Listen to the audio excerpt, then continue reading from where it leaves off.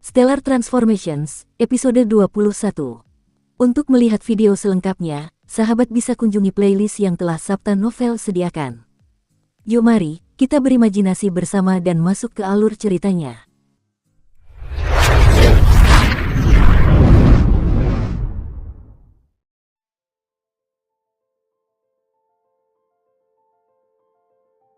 Jadi, pemimpin jaring surgawi adalah sebuah ide muncul di benak Qin Yu, lalu ia tersenyum. Ia kemudian menghampiri tetua berjubah biru dan langsung duduk tanpa basa-basi. Tetua berbaju biru itu tertawa lalu perlahan berkata, "Tuan Liu Xing sungguh misterius, bagaikan naga yang tersembunyi.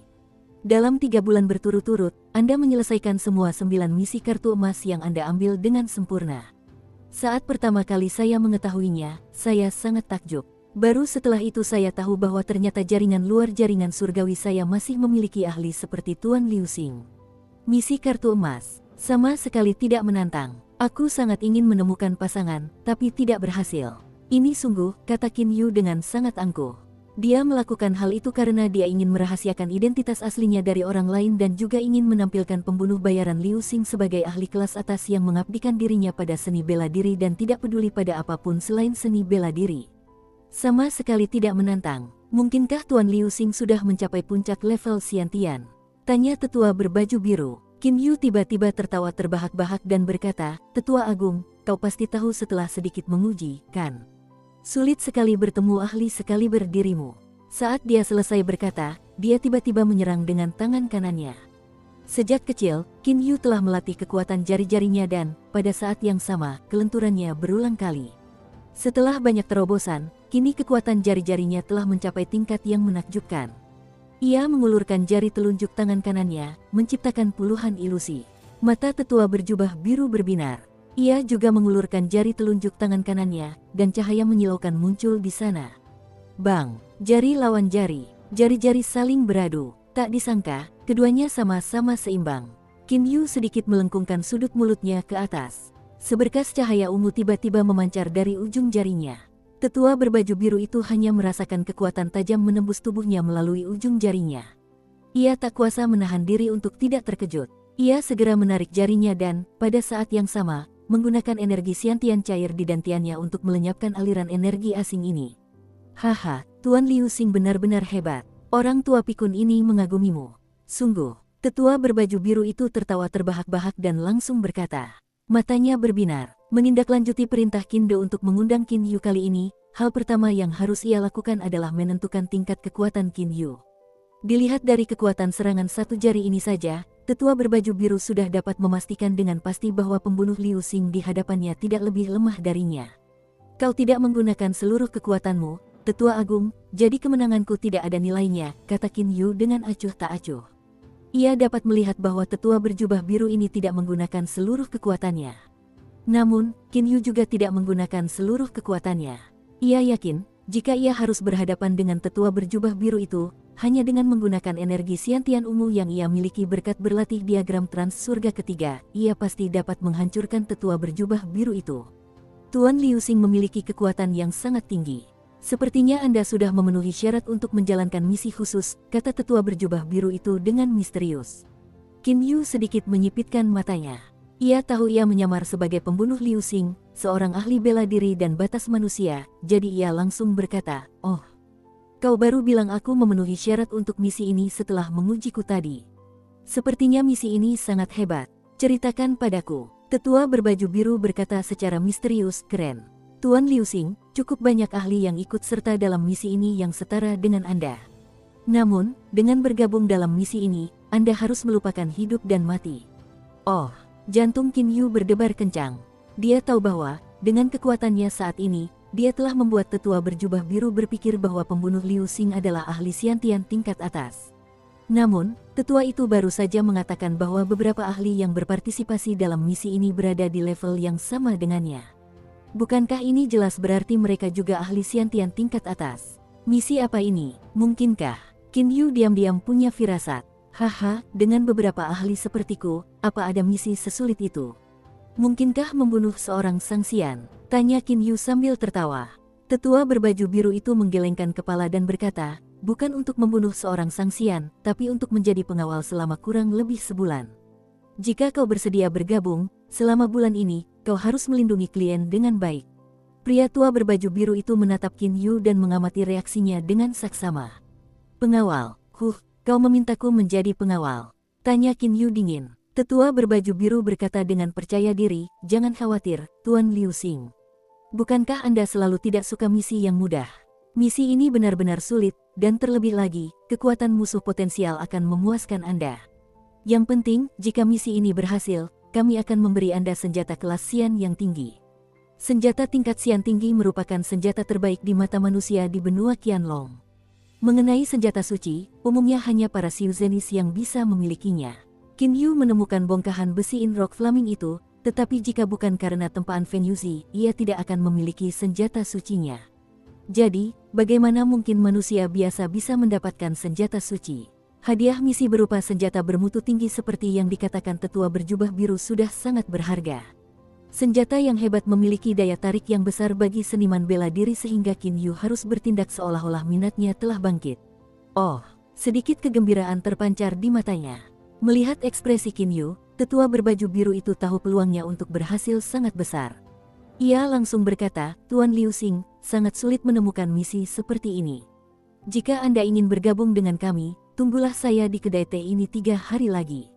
Ketika saatnya tiba, saya akan mengajak Anda. Siapa yang akan kulindungi, dan kemana kita akan pergi? Tanya Qin Yu dengan saksama. Tetua berbaju biru itu menggelengkan kepala dan berkata, saya hanya bisa memberitahu Anda bahwa kliennya bernama Tuan Ying. Untuk hal lainnya, Anda tidak perlu bertanya. Ketika saatnya tiba, Anda akan mengikuti kami. Pria tua berbaju biru itu menatap Qin Yu, menunggu jawabannya. Tuan Ying, sebuah ide muncul di benak Qin Yu. Dugaannya semakin terbukti. Baiklah, aku akan menjalankan misi ini. Sampai jumpa 3 hari lagi di kedai teh ini. Qin Yu tertawa terbahak-bahak. Tubuhnya telah melayang keluar dari lantai 2, tepat melalui jendela. Ia kemudian menghilang, meninggalkan beberapa bayangan. Tetua berbaju biru itu melihat ke arah jendela dan mengangguk sambil tersenyum. Larut malam, di ruang belajar kekaisaran. Yang mulia, ini surat rahasia pendekar catur tersembunyi. Seorang pria paruh baya yang tampan dan anggun menyerahkan sepucuk surat. Xiang Guang, yang sedang duduk, menerimanya dan membukanya untuk membaca isinya. Ia langsung mengerutkan kening, apa? Qin De akan mengalami kesengsaraan surgawi 4 dari 9, bahkan dalam waktu kurang dari sebulan. Ekspresi wajah Xiang Guang berubah tanpa henti. Qin De selalu menjadi kekhawatirannya. Jika ia tidak bisa melenyapkan Qin De, ia tidak akan pernah merasakan hari yang damai, seolah-olah ada sesuatu yang keras tersangkut di tenggorokannya selamanya.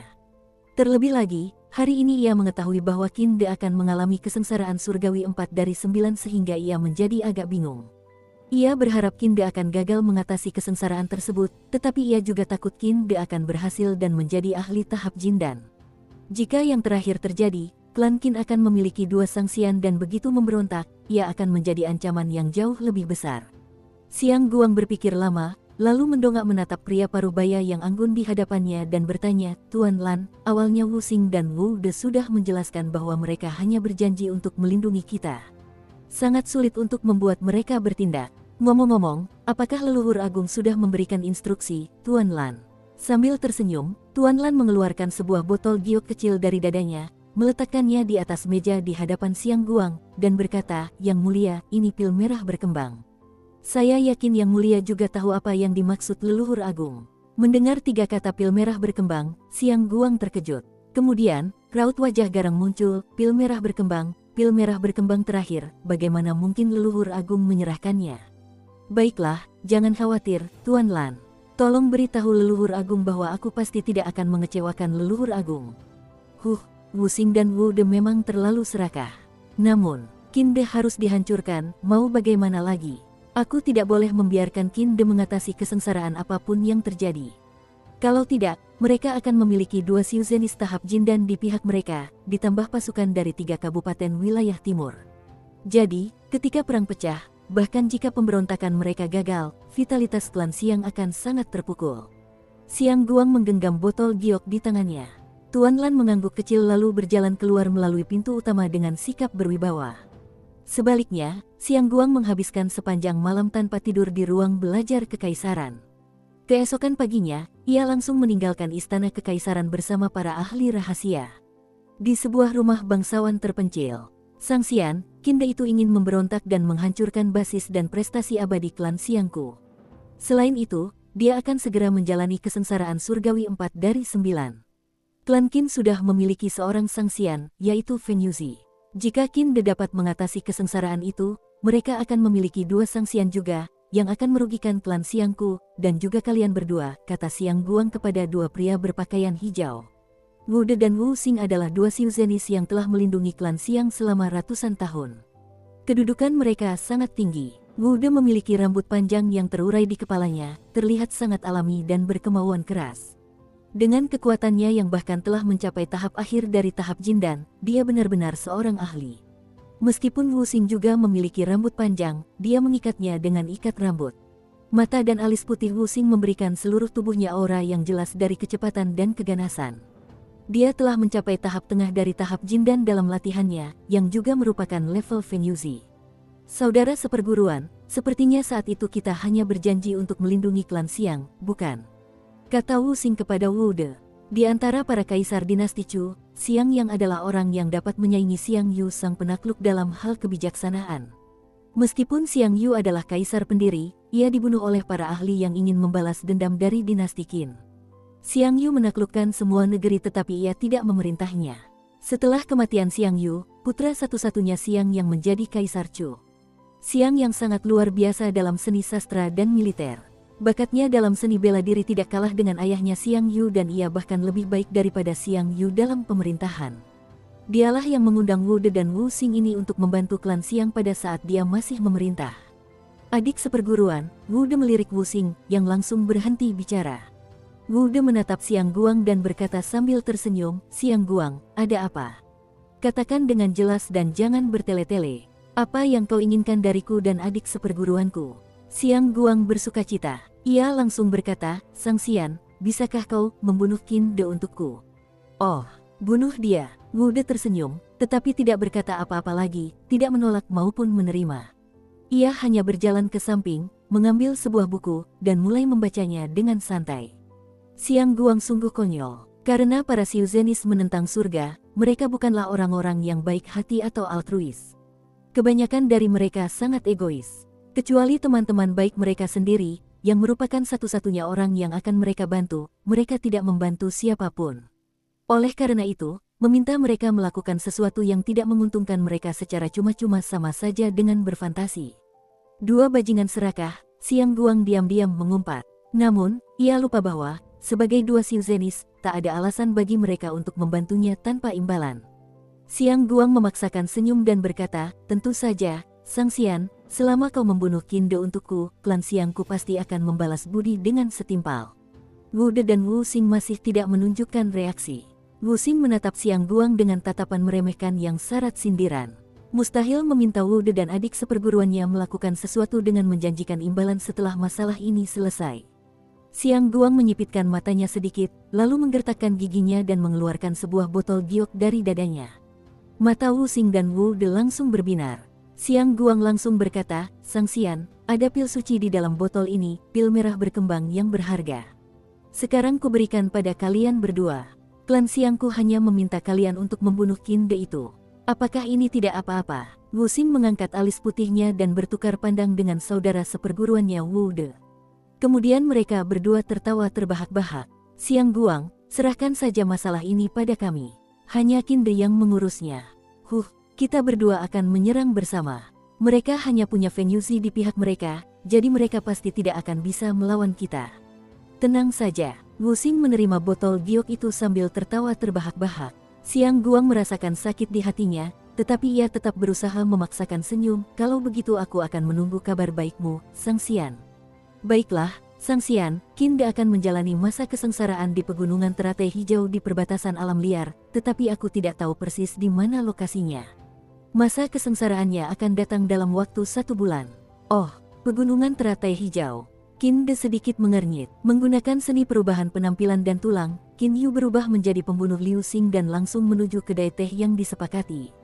Adapun Xiao Hei, karena takut identitas aslinya akan terbongkar, ia telah memerintahkan Xiao Hei untuk terbang ke ketinggian 10.000 meter di langit. Pada jarak sejauh itu, bahkan penglihatan Qin Yu pun tak dapat melihat elang itu, apalagi indera sucinya. Jangkauan indera suci Qin Yu tak lebih dari beberapa ratus meter, sementara Xiao Hei hanya berjarak 10.000 meter darinya.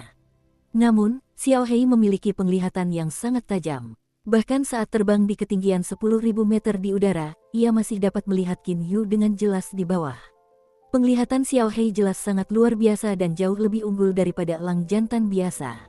Begitu Qin Yu memasuki kedai teh, ia melirik ke sekeliling dan melihat seorang lelaki tua berpakaian hitam di sudut. Lelaki tua berpakaian hitam itu tak lain adalah tetua berpakaian biru. Tetua berpakaian biru berdiri dan langsung melewati Qin Yu lalu keluar dari kedai teh seolah-olah ia tidak mengenalinya. Tuan Liu Xing, silakan ikuti saya. Penatua berpakaian biru menyampaikan suaranya dengan penuh rahasia ke telinga Qin Yu. Qin Yu kemudian mengejar tetua berpakaian biru. Keduanya berbelok ke sebuah gang. Setelah itu, mereka memasuki sebuah rumah halaman. Jelas bahwa rumah halaman ini telah dipersiapkan dengan saksama sebelumnya oleh tetua berpakaian biru. Selain itu, ada burung kondor bermata emas berbulu keperakan yang besar di rumah halaman tersebut. Tuan Liu Xing, kondor bermata emas ini dibesarkan oleh saya. Ayo, naiklah ke punggungnya bersama saya, kata penatua berjubah biru sambil tersenyum. Kondor bermata emas berbulu keperakan melolong pelan lalu membentangkan sayap keperakannya yang besar. Kondor secara alami memiliki tubuh yang jauh lebih besar daripada elang.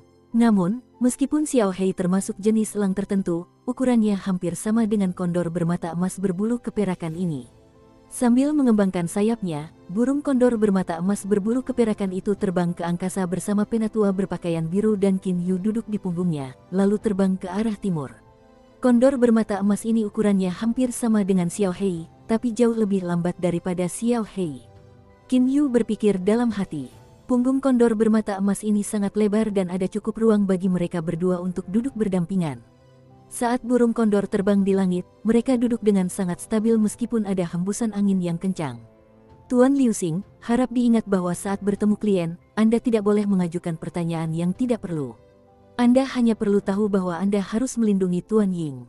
Tetua berpakaian biru memperingatkan. Sekalipun kau mengizinkanku bertanya, aku tidak akan bertanya, kata Qin Yu acuh tak acuh.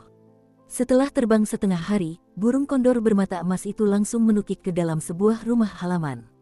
Tetua berjubah biru melompat turun lebih dulu. Ia sama sekali tidak menyadari bahwa saat itu mata Qin Yu berbinar. Qin Yu bereaksi seperti ini karena indera sucinya telah merasakan dengan jelas orang-orang di rumah halaman tersebut. Tuan Ying, Tuan Liu Xing telah tiba, kata penatua berjubah biru dengan hormat. Setelah itu, lebih dari 10 orang keluar dari sebuah ruangan di halaman rumah. Para pemimpinnya tak lain adalah Qin De dan Feng Yuzi. Orang-orang seperti Gemin berada di belakang Qin De. Kali ini, manajer Gemin memimpin 5 ahli Xiantian tahap akhir dari panah rahasia dan penatua berpakaian biru memimpin 5 ahli Xiantian tahap akhir dari jaring surgawi di samping pembunuh Liu Xing. Tuan Liu Xing, Qin De maju sambil tersenyum. Qin Yu menatap ayahnya. Ia sudah bisa menebak siapa kliennya saat tetua berpakaian biru pertama kali memberitahunya tentang misi ini. Namun, ia tidak pernah tahu bahwa klan Qin sebenarnya berada di balik jaringan surgawi. Saat berhadapan dengan Qin De, Qin Yu mengangguk sedikit dan berkata, Tuan Ying, jadi Anda kliennya.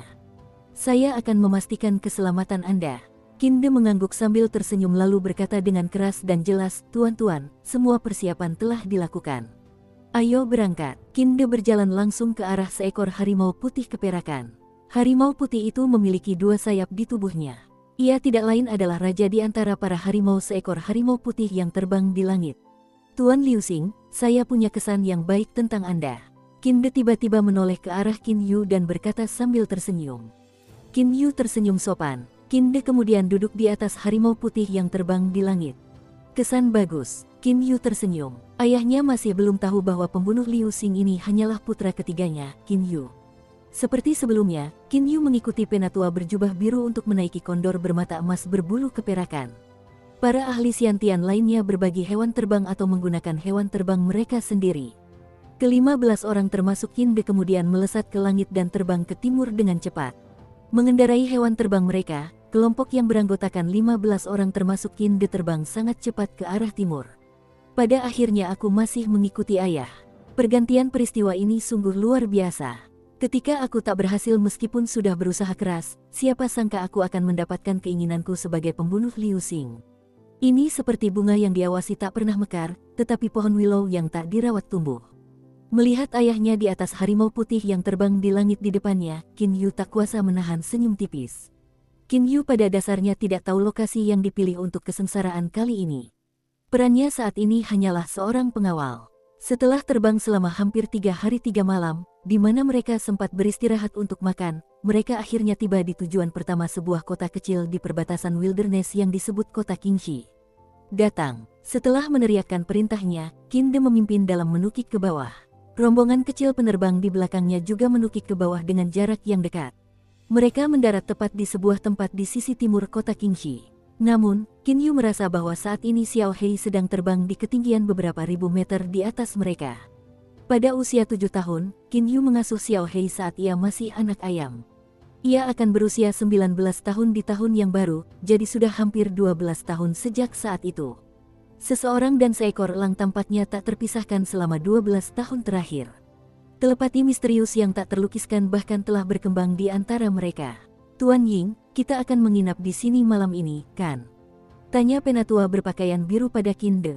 Kelima ahli jaring surgawi yang dibawa oleh tetua berjubah biru hanya setia kepada pemimpin jaring surgawi, tetapi mereka pun tidak tahu bahwa pemimpinnya adalah anggota klan Qin.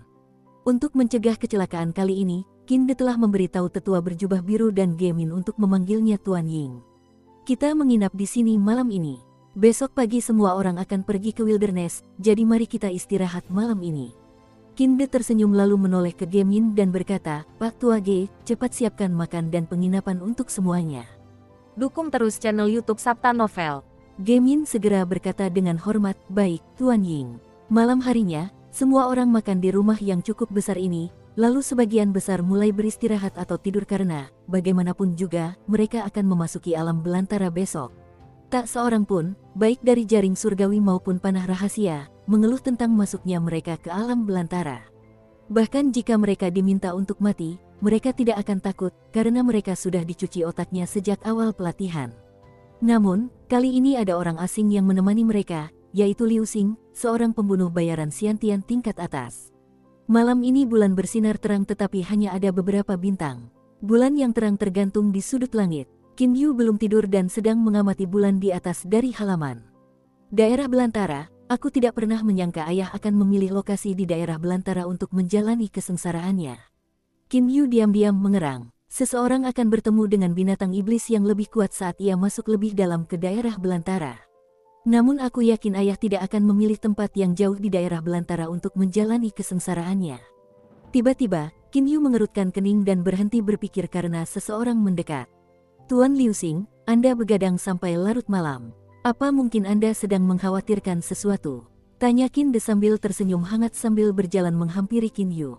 Segera setelah itu, terdengar suara lain, Tuan Ying, ada binatang iblis di alam liar.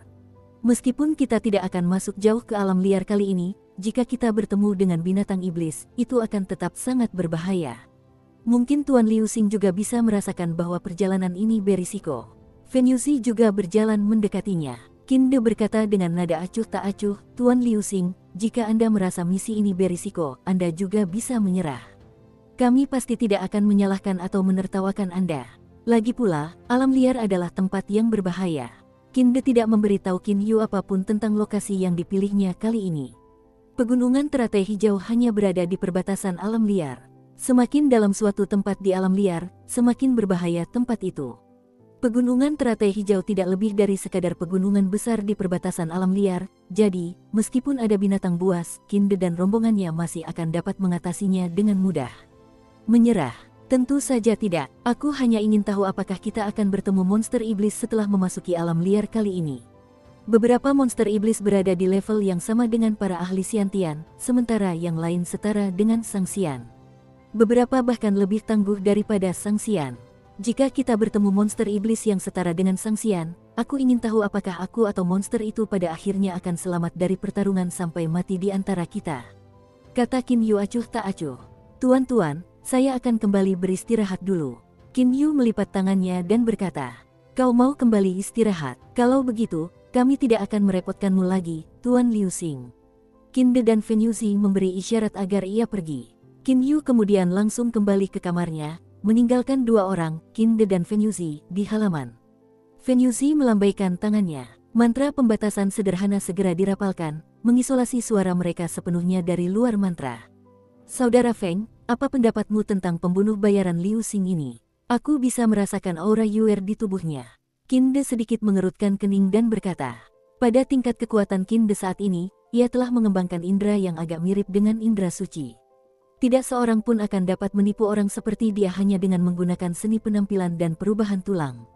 Bagaimanapun, setiap ahli Xiantian dapat menggunakan seni penampilan dan perubahan tulang secara maksimal dan, terlebih lagi, Fen Yuzi di samping Qin De adalah seorang Xiuzenis dengan indera suci yang bahkan lebih kuat. Fen Yuzi berkata dengan sedikit cemberut, ketika saya menggunakan indera suci saya untuk memeriksa Tuan Liu Xing ini, saya menyadari bahwa auranya sangat mirip dengan Xiao Yu dan bahkan mengira dia adalah Xiao Yu. Namun kemudian saya menemukan energi Xiantian yang luar biasa di dalam tubuh Tuan Liu Xing. Energi Xiantian semacam itu sangat mengerikan dan merusak. Xiao Yu adalah ahli Xiantian eksternal, jadi dia tidak memiliki energi internal. Namun, Tuan Liu Xing memiliki energi Xiantian, jadi dia tidak mungkin Xiao Yu. Qin De juga mengangguk dan berkata, aku juga merasakannya dengan saksama. Aura Tuan Liu Xing ini sangat dalam, dan ada beberapa perbedaan dengan aura Xiao Yu. Aura seseorang bergantung pada jiwanya. Setelah air mata meteorik menyatu dengan tubuh Qin Yu, tanpa sepengetahuannya, sejumlah kecil energi misterius dari air mata meteorik telah menyatu dengan jiwanya, perlahan-lahan meningkatkannya tanpa disadari. Oleh karena itu, Qin Yu telah mengalami transformasi besar dalam waktu sesingkat setengah tahun terakhir. Inilah sebabnya, sejak Qin Yu dan Qin De bertemu kembali setelah setengah tahun berpisah, Qin De dan Fen Yuzi belum berani memastikan bahwa Tuan Liu Xing ini adalah Qin Yu. Lagi pula, sebelumnya Qin Yu pernah mengatakan kepada mereka bahwa seorang ahli Xiantian eksternal hanya menggunakan kekuatan fisik, sedangkan Tuan Liu Xing ini memiliki energi Xiantian. Qin De tidak tahu bahwa Qin Yu memperoleh energi Xiantian ungu ini berkat berlatih diagram trans surga ketiga. Namun, aku merasa Tuan Liu Xing ini layak dipercaya. Qin De tersenyum lalu menatap bulan yang terang di langit malam. Saat ini ia memikirkan putra ketiganya, yang sudah lama tidak pulang. Yuer, aku berutang banyak padamu, tapi apakah aku masih punya kesempatan untuk bertemu denganmu lagi? Meskipun Qin De sudah sepenuhnya siap, dia tidak yakin bahwa dia akan mampu mengatasi kesengsaraan surgawi 4 dari 9. Keesokan paginya, 15 orang berangkat dengan barang bawaan ringan. Mereka hanya memasuki wilderness dengan berjalan kaki. Bahkan yang terlemah di antara mereka adalah ahli Xiantian tahap akhir, jadi mereka tidak kesulitan menggunakan kemampuan ringan mereka untuk menyusuri jalur pegunungan yang kasar dan curam. Dalam perjalanan, Qin De sering mengobrol dengan Qin Yu. Sepertinya ia memiliki kesan yang sangat baik tentang Tuan Liu Xing yang misterius ini. Perjalanan itu panjang dan berliku. Setelah 3 hari, mereka akhirnya menginjakkan kaki di wilderness. Namun, wilderness itu sangat luas. Luas permukaannya bahkan jauh lebih besar daripada luas total semua negara di benua Qianlong. Setelah memasuki alam liar, Qin De dan rombongannya melaju sangat cepat di sepanjang jalur aman sesuai peta jalan yang telah ditentukan. Setiap monster di alam liar memiliki wilayahnya masing-masing. Peta jalan Qin De menunjukkan celah di antara wilayah beberapa monster. Tentu saja, dengan kekuatan Qin De dan rombongannya, mereka tidak takut pada binatang iblis di tepi hutan belantara. Namun, mereka tidak ingin menyia-nyiakan kekuatan mereka tanpa alasan. Setelah menempuh jalur berliku selama 5 hari, mereka akhirnya mencapai tujuan mereka, Pegunungan Teratai Hijau. Pegunungan ini sangat luas dan membentang ratusan kilometer. Tentu saja, pegunungan yang panjangnya ratusan kilometer sama sekali tidak berarti di alam liar. Pegunungan Teratai Hijau membentang ratusan mil dan menempati area yang sangat luas. Aku akan memilih tempat yang cocok di sini untuk menjalani kesengsaraanku. Qin De menatap Pegunungan Teratai Hijau dan berkata sambil tertawa terbahak-bahak. Setelah berjalan begitu lama, semua orang akhirnya tiba di Pegunungan Teratai Hijau dengan selamat meskipun ada beberapa peringatan di sepanjang jalan. Fen Yuzi berkata sambil tersenyum, Tuan Ying, izinkan saya mencari lokasi itu untuk Anda. Indra suci Fen Yuzi memiliki jangkauan yang sedikit lebih jauh daripada Qin Yu, mencapai radius 1000 meter. Di daerah yang asing seperti Pegunungan Teratai Hijau ini, menggunakan indra suci untuk menjelajah memang cara terbaik. Kalau begitu aku harus merepotkanmu, Saudara Feng, kata Qin De sambil mengangguk. Fen Yuzi kemudian pergi lebih dulu. Yang lain mengikutinya menuju bagian dalam Pegunungan Teratai Hijau. Lagi pula, ini adalah pegunungan di alam liar, jadi ada banyak binatang buas di sini. Kepadatan energi suci di alam liar jauh lebih tinggi daripada di daerah lain di benua Qianlong, sehingga binatang iblis di alam liar sangat tangguh. Mengikuti Feng Yuzi, Qin Yu terus maju. Pada saat yang sama, ia melihat sekeliling. Dalam proses mencari tempat untuk kesengsaraan, Qin Yu melihat sekawanan monyet, macan tutul bertanduk tunggal tingkat Xiantian, dan bahkan harimau putih terbang di langit tingkat Xiantian. Namun, tidak seorang pun dalam kelompoknya yang takut pada binatang iblis ini. Binatang iblis itu juga merasa bahwa Qin De, Feng Yuzi, dan orang-orang lainnya kuat sehingga mereka tidak menyerang mereka. Setelah hampir setengah hari, hari mulai gelap perlahan-lahan. Ketemu, aku tidak pernah menyangka akan ada tempat seperti ini. Wajah Feng Yuzi menunjukkan sedikit keterkejutan yang menyenangkan. Semua orang, ikuti aku. Setelah selesai berkata, dia bergegas menuju sebuah gua yang sangat biasa di kejauhan di pegunungan. Qin De, Gemin, tetua berpakaian biru, dan orang-orang lainnya juga mengejarnya. Semua orang kemudian memasuki gua yang gelap. Sama sekali tidak ada cahaya di dalam gua, tetapi untungnya, semua orang yang hadir dapat melihat dalam kegelapan. Semakin dalam mereka masuk, diameter gua semakin mengecil. Pada area terkecilnya, gua tersebut bahkan hanya cukup untuk dimasuki satu orang saja sambil membungkuk. Setelah mereka berjalan zigzag ke depan sambil membungkuk sekitar beberapa puluh meter, gua tersebut melebar lagi. Akhirnya, gua tersebut bahkan dapat menampung beberapa orang yang berjalan beriringan. Pada saat yang sama, ada cahaya di depan mereka. Gua itu adalah sebuah terowongan. Saat semua orang keluar dari gua, mereka melihat padang rumput luas yang dikelilingi oleh tebing-tebing batu di hadapan mereka. Padang rumput itu memiliki keliling beberapa li. Sekilas, gua yang baru saja dilewati semua orang itu tampaknya merupakan satu-satunya jalan menuju padang rumput ini. Tentu saja, para Siuzenis juga dapat terbang ke tempat ini dari langit. Hanya ada rumput liar dan bunga liar. Tempat ini tidak bagus, kata manajer Gemin sambil tersenyum. Qin Yu melihat sekeliling, tetapi ia juga tidak menemukan sesuatu yang menarik di tempat ini. Pemandangannya biasa saja. Tidak ada apapun di sini selain beberapa rumpun-rumput liar dan bunga liar di tanah, serta beberapa kuda liar di kejauhan. Namun, setelah mengamati sejenak, ia tiba-tiba merasa pusing. Ada yang aneh di tempat ini. Qin Yu langsung menebak, hal pertama yang terlintas di benaknya adalah seni formasi di Qimen Dunjia. Namun, seni itu terlalu luas dan mendalam, padahal ia hanya menghabiskan sedikit waktu untuk menelitinya, sehingga pemahamannya tentangnya pun sederhana dan dangkal. Sulit sekali menemukan formasi ilusi alami yang secara diam-diam berisi 8 diagram.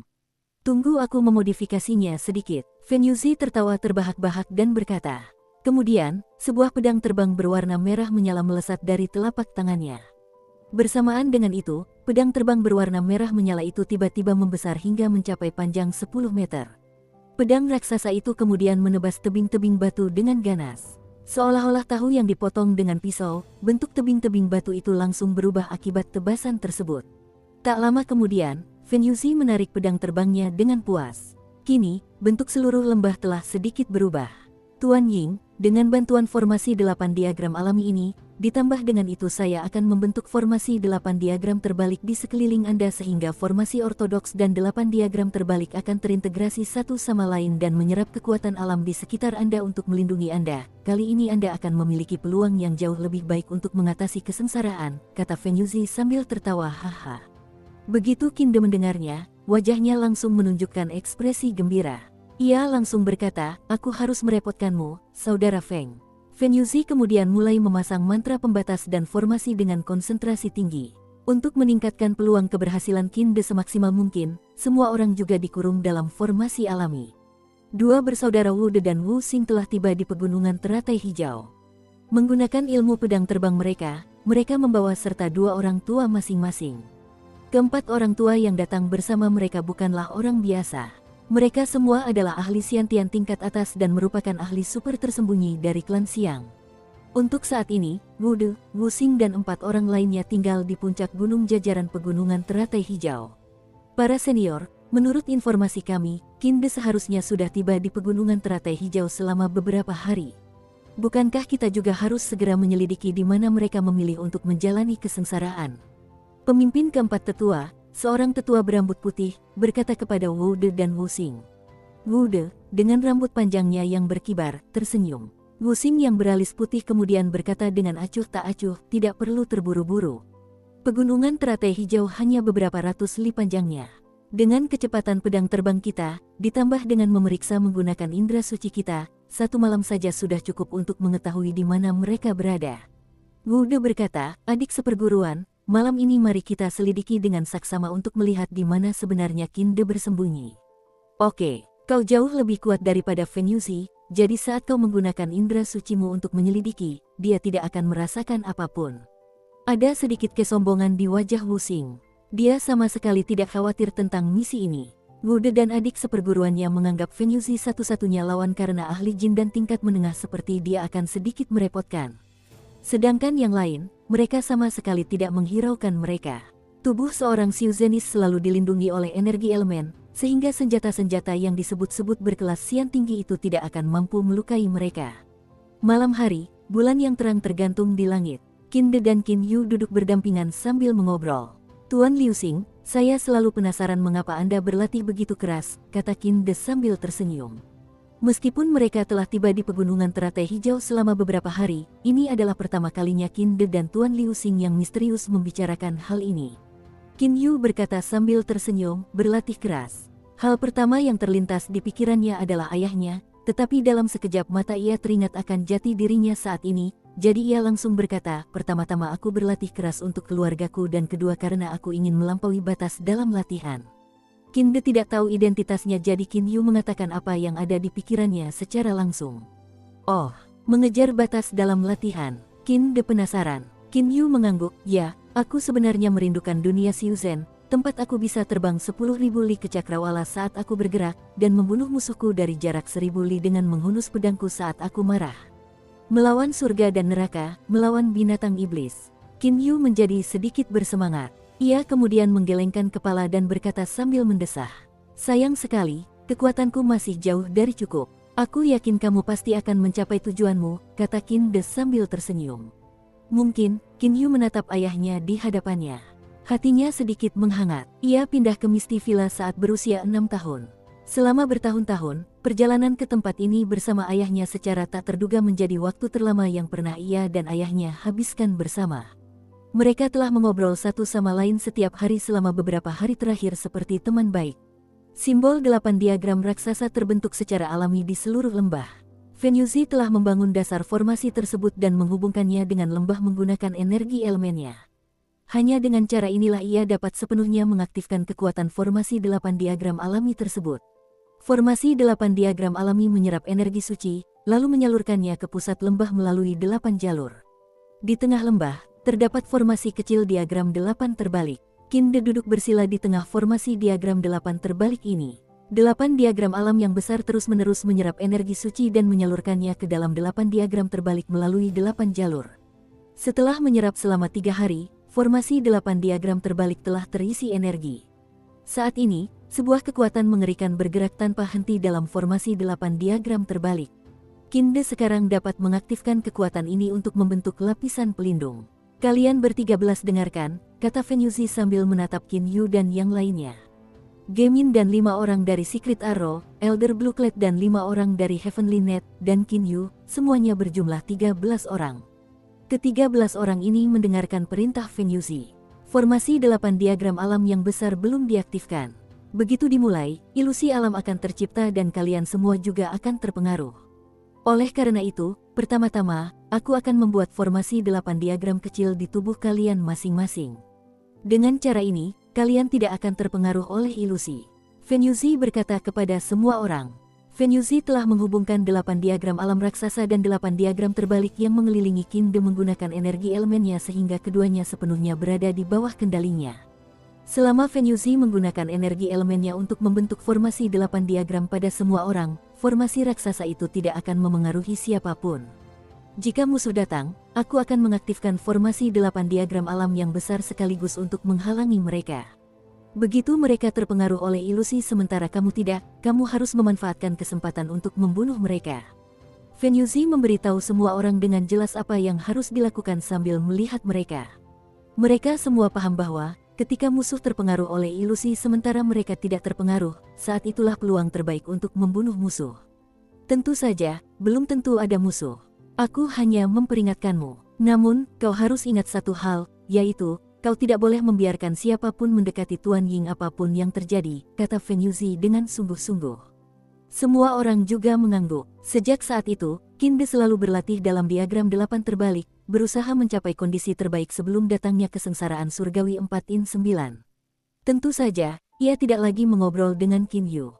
Ayah, Qin Yu menatap Qin De yang sedang berlatih diagram 8 terbalik. Diam-diam dia berharap dalam hatinya, berharap ayahnya akan berhasil. Periode waktu ini, di mana dia sering mengobrol dengan Qin De, adalah periode waktu yang paling membahagiakannya selama 10 tahun terakhir.